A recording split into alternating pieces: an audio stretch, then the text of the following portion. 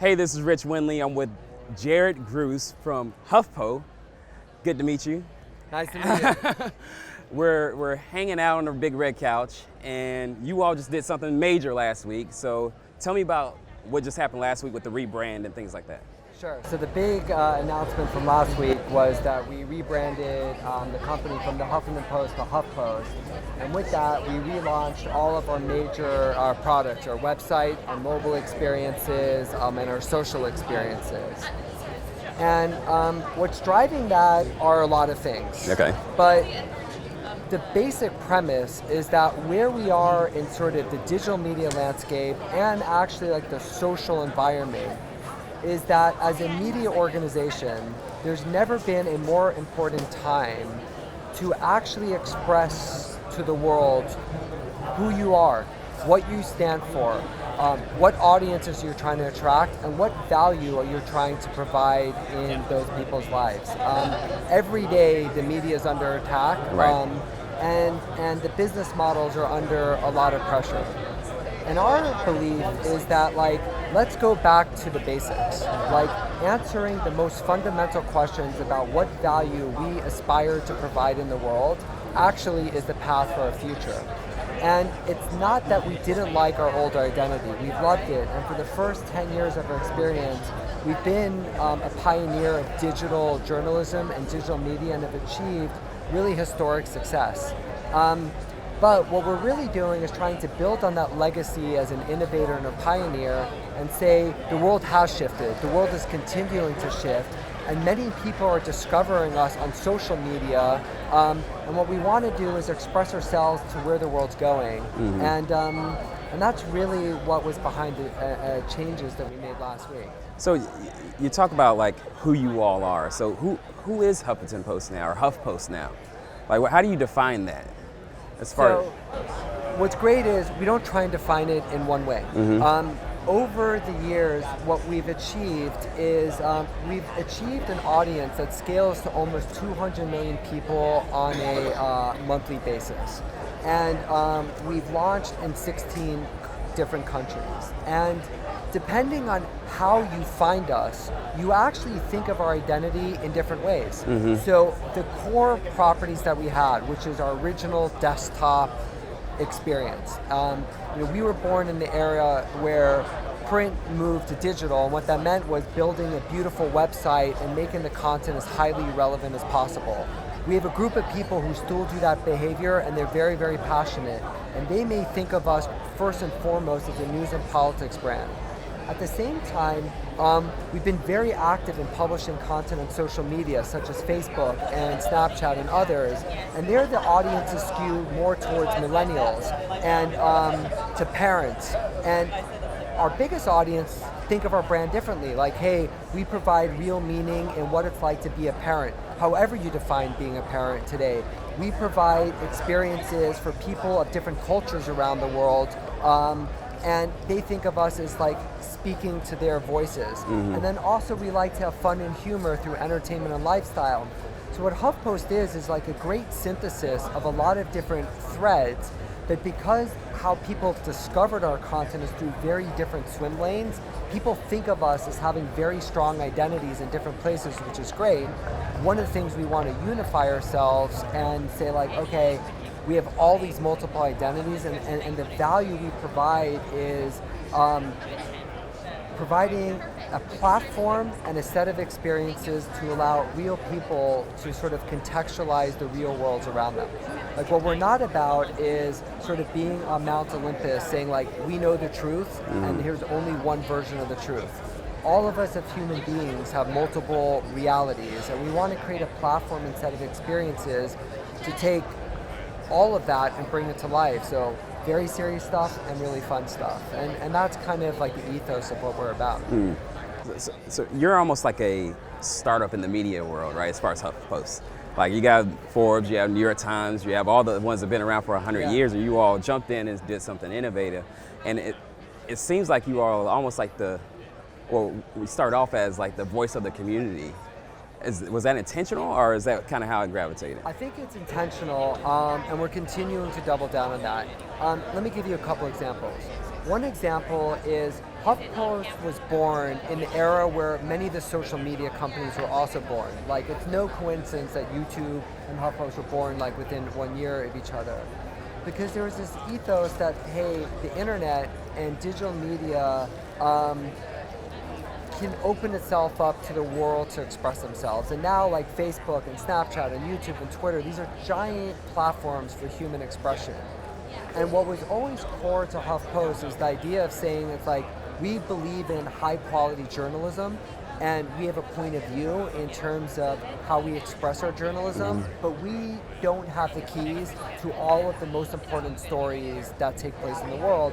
And we want to create a platform to allow people to express themselves. Like, regardless of who you are, regardless of what position in society you sit, we think your opinion matters. And we want to like have an opportunity for you to express yourself. So in that sense, like being a platform for the community is something that's core to our own product and technology identity. When you think of our editorial mission, one of the observations that we have is still today in 2017, even though there's never been a time in the history of the world where people have access to media, there are still huge communities around the world and in our country who feel underserved by media. They feel like, I just don't connect to what you're doing. Right. And a lot of those people, like if you think of our own election, just didn't even show up to vote. You know, we can debate conservatives and liberals, but there's actually a bigger group of people who are like, I'm outside the system. The system doesn't speak to me. And I think media has also failed that group of people. One of the things that we're trying to do at HuffPost is to say, like, why has the media failed you? And is there a role that we can play into tapping into that ethos? And this is not a right or left, blue versus red conversation. This is like a human conversation of people who feel disenfranchised about their world. And what we're actively trying to do is reach out to them. And that is a stated goal of, or one of the stated goals of what we're about at HuffPost. So when you reach out to them, like, how do you get down? Like, I'm from Greenville, South Carolina, right? Yeah. So like, how do you get down to that level of, down to that small of a level, say, hey, I can understand what you're saying, and I can feel what you're saying, and then we're going to write about it. So I don't want to proclaim that we've achieved the mission. Right. And I don't want to say, like, celebrate massive success. What I do want to say is that's an aspiration. And the language that we use internally at HuffPost, and we hired a new editor-in-chief just this calendar year. So she's 3 months in, and a really world-class journalist. She's like, we need to listen. Let's not preach. Journalists have points of view, and they can provide context and value to their lives, but right now we're in a moment of journalism, politics, and society where people have to listen. And the economics of media have been such that local journalism is facing so much pressure that jobs are disappearing. Right. And so what we're trying to do is figure out, how can we listen? And that has nothing to do with the content that we create. It's about potential products and tools and services that we build and give to the world. It's about literally physically going into place, like literally hopping on a plane, a train, an automobile, a van, or whatever, and going into communities and opening up conversations and dialogues and say, like, hey, your point of view matters. We want to hear it, and we're going to help you evangelize your voice. And this is not just sort of like the media elite who now live in Brooklyn or DC. This is like us going into communities and listening. And maybe we like what we hear, maybe we don't like what we hear, maybe it's consistent with our own editorial voice or not, but we want to make sure that the real conversations happen. And I think that's a key kind of difference between how we think about journalism and how I think other folks think about it. So like, you at a dinner table, right? You have dinner etiquette, and you don't talk about politics, religion, or sex, and now race, right? Yeah. But why not? Why not talk about that stuff? And like, how you all encourage that kind of open dialogue? And so one place, like, so I completely agree with you, and those are really sensitive issues, and particularly in today's world that's become increasingly more polarized. It's very difficult in some parts, like whether you're on the coast and there's strong political biases, whether you're not in the coast, and there's equally strong biases in the other direction. It can be hard to have an open dialogue because like there's almost fear of expression because like people are going to come down on you and just like, and there's got to be an opportunity to talk about issues like in a very, very real way. Right. And so where we've experimented, it doesn't go all the way to your question, but if you take the parenting community as an example, there's many different kinds of people who identify as parents. There's many different forms of how parents come to be in a modern world. And what we've tried to do is create a community, create a platform, and create content that really kind of like is very real to how parents who are going through that experience think about their day-to-day lives. And that doesn't apply to, only one type of parent, or only like one race of parent, or only one demographic of parent. It applies to all parents. And we've like tried to become that platform and then learn a bit from like our parenting community and say like, we can't just take that and apply it to every single community, but like what's driving that? Like how do you actually tap into it? What do we learn from that? And what like core authentic takeaways are there? And let's go figure out how we can help other communities feel that sense of like interaction community to what we're doing at HuffPost. And that's kind of how we think about it. So when you think about community, do people perceive HuffPost to be more left, right, middle? Because community seems to be associated with liberal when you say it. Yeah. That from a society standpoint. So like, how do you all define that? So I'm going to just unpack the question in two parts. Number one is, as I mentioned, the scale of HuffPost audience now reaching approximately 200 million visitors on a monthly basis in 16 countries. Our identity in the communities that we seek, like, actually think of ourselves differently. It is true that there are people who think of our political content as skewing left. But we actually do a fantastic job of getting people who would identify with being conservative, like very interested in a lot of the other content initiatives we have. So HuffPost, we don't ourselves think of ourselves as like being on the left side or on the right side. We actually think we're for people, like more broadly. But here's the opportunity and the challenge. Forget like aspiration and forget identity, which is what we've been talking about in this conversation. Here's a giant change in digital media generally, which is 10 years ago, if you're a successful digital media company, the way you succeeded was getting people onto your own website. And so what you express yourself, how you express yourself on your website was actually synonymous with your identity. And it's almost like you built a museum and you want to get people through the front door of your museum, and once there you can show them all the different kinds of art you have in the museum. Now in a world where people consume media on mobile devices first and through social networks, the way in which people interact with your brand first and foremost is not that experience. Right. You haven't got them in your museum. They see your article, they see your video, they see your piece of multimedia content first. And they either decide this speaks to me or it doesn't. And if it doesn't, they move on to the next thing. But if it does, then you kind of capture them and engage them. And if you can do that enough times, eventually people say like, hey, I've just realized like there's been 5 or 6 articles all coming from HuffPost, or 5 or 6 videos coming from HuffPost. There's something about them that speak to me. Right. And I like them. I'm now going to seek them out. And that's like the dominant behavior.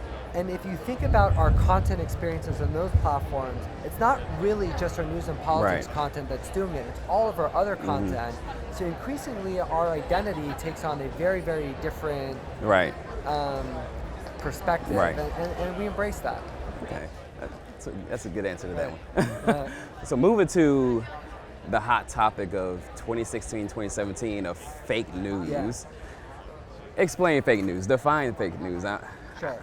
So thank you for asking, because we talk about fake news as if it's one thing, and we all have this shared definition of what fake news is.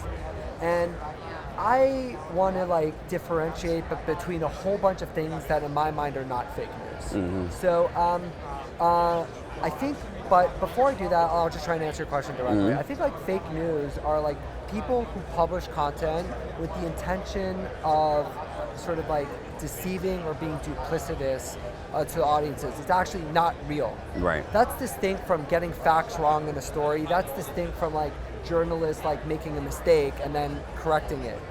It's also distinct from one other giant trend, which is I think like a trend of bias. Like right now we live in a world where on the political spectrum people are becoming increasingly more polarized. At the content publishing layer, publishers are creating content that's increasingly more focused on one group or another group, so it's polarized. And so there's this idea that like, hey, maybe somebody should be saying like, what are just the straight objective facts? But even that construct's broken down where it's like facts are like interwoven with the point of view of the person or organization saying what's happening. And I think of that as bias. And by the way, it's not like all bad bias. Like some biases, like this is not just like prejudice, like I formed a negative opinion. It's like I have a point of view on the world and I want to be transparent and convicted in terms of letting you know this is where I'm coming from. And I think what's happening is as the world sort of polarized, what people mistake is like I use an article that I disagree with, and rather than saying like, hey, that's bias or it's written unfairly or inappropriately, saying that's fake. And you're collapsing the distinction between something that just like never actually happened in the world versus somebody who's kind of like reflected on one specific angle of what's happening. And so I think, and then finally, when you look at the distribution, it is clear that search and social are the dominant distribution paradigms. And if you think of what search is somebody saying, I'm looking for something. Right. I already have my bias of what I'm looking for in what I'm searching for.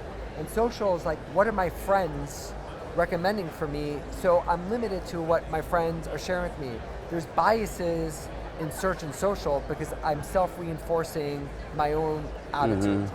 So we have this society and media playing a role in sort of like helping people feel more and more strong and entrenched in their attitudes.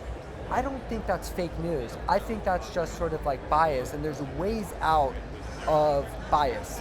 And one example of this at HuffPost, we're building a product right now, which is like in beta testing of helping our readers understand when they read an article, like what we've done is we've looked at Twitter's APIs and we looked at other social APIs and say, if we're writing a story about whatever the topic is, we can look at Twitter and see what the conversation happening around social media is, and we can map where we are relative to where the conversation is, and say like, are we skewing too far to the left or too to the right of like where the world's conversation is. So I think there's a lot of thinking done behind bias. And when it comes to fake news, here's the danger. Forget how it's defined.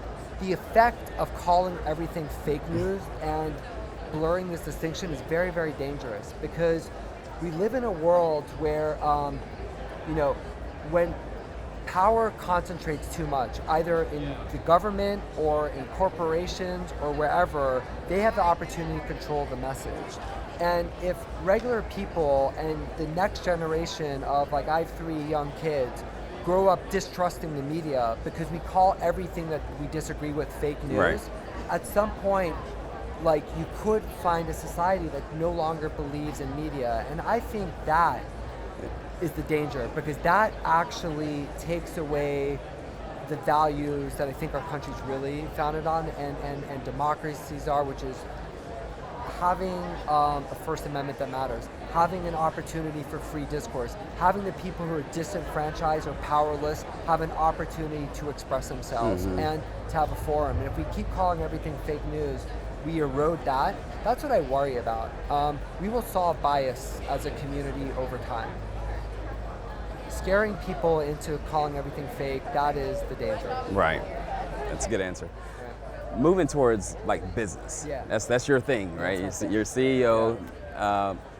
What's the business model of journalism and digital platforms now, because everybody likes to say, "Oh, this is dead now, and this is dead now." So how do you evolve? Media is super awesome, and what's awesome, it's dynamic. Like you always have to reinvent yourself, and at its core, it's how we began this conversation is, do I provide real value to you as a person? Like, am I helping you understand the world? Am I entertaining you? Am I informing you? Am I delighting you? And that's the North Star. Like, can I succeed on that mission? And the history of media has always shown that if you do that well and evolve and iterate, you eventually figure out how to make money.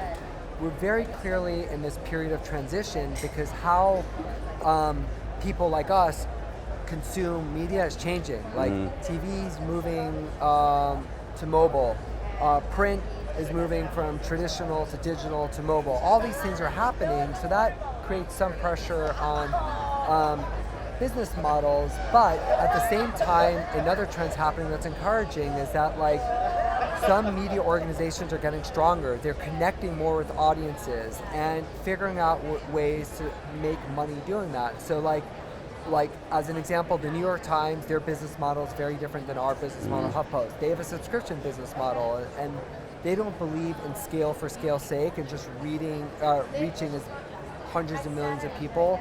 They want to provide real value to a specific group of people, and they're going to go very deep and do that. And if they do that well enough, people are willing to reach into the wallet and pay the money. And my understanding is, I don't know this for a fact, they're growing because they're actually providing value to that core group. And whether subscriptions is the model, or whether advertising is the model, or whether other formats, freemium is the model, different companies are going to try different things, but what it shows you is if you provide enough value, either consumers are going to reach into the market, or advertisers will come out and say, you know what, I can get scale across digital web in a million different ways, but what I can't get is real passionate communities, real interactions with people. And if you, content company, can do that, I'm willing to put my brand and my ads in front of you. And that's why it's like, as complex of a world as it is, I'm like, let's get down to the basic. Let's focus on our brand and our identity and being crisp in what we deliver, with the belief that that will take care, like everything else will take care of itself. You took over a little less than 2 years ago, and you're an adjunct professor at Columbia still, right? Yes. What lessons do you bring back to your class and say, hey, you know what, I learned this today? Well, it goes both ways actually, because I've been teaching at Columbia Business School for almost 5 years, and essentially the class is looking at historically, where did the big platform companies go wrong, and what opportunities that create for little companies to sort of like thrive in that ecosystem. And very often, the mistake that business people make is they get very, very fixated on the short-term metrics. Like, and I get it, like, because I'm held accountable to the same thing. What are my revenues? Am I growing? What are my profit margins? What is this? And what are my competitors specifically doing right here, right now? And of course, as a good operator, you've got to be focused on those things. But in environments where the landscape's moving so rapidly and audiences are changing their behavior so quickly, it's equally important to think about where's the world going and making very good bets for that future. Some of those bets are going to be wrong, but you can't be afraid to bet on the future. And the lessons that I learned from my class is like, just staying put is a recipe for failure. And by the way, it's hard to do because like the thing, like as companies start, they start really small. And once it works, they scale that very, very thing over and over and over. And all of a sudden you've got a big organization doing one thing really, really well. It's hard to move organizations to do very, very different things.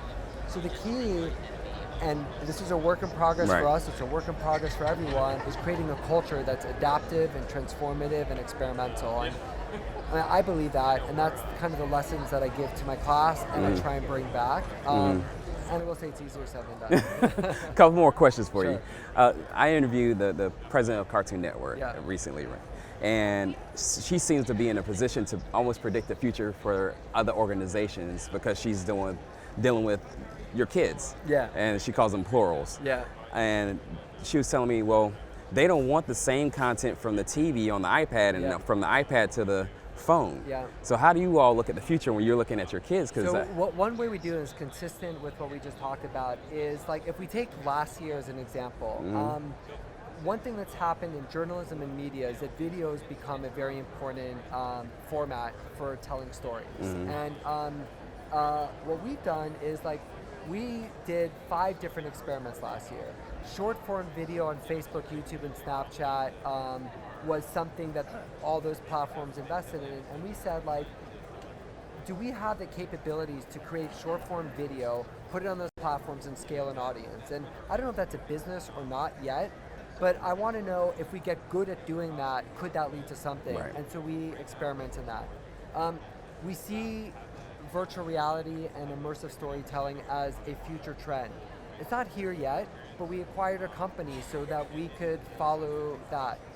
Does that mean like, you know, you may have somebody in, I don't know, Indonesia and your team in Indonesia and they're filming this, and then somebody like me in Atlanta, Georgia could experience this through VR? So one of the things is there's like a giant wildfire in Canada, and this made the like national news in Canada, made the international news because it was a really, really big fire, and it caused a lot of damage. So we could write about it, and you know, some people may be desensitized and go, oh, there's a fire, okay, a fire. Right. Or you could watch a video and go, whoa, that's a fire.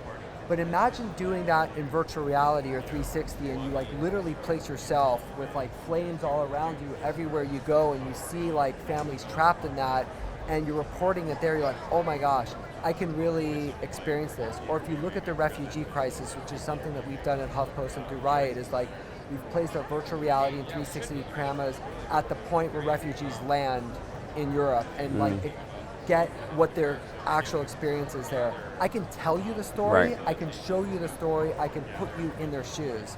I think that's really powerful. Now, it's not like widely distributed yet, but it's viscerally powerful, and so that's why we like that. And so the answer to your question is like we're experimenting a bunch of things, hoping like we'll be there ready for when one of these things takes off. Last question for you. Sure. Who's one of your heroes?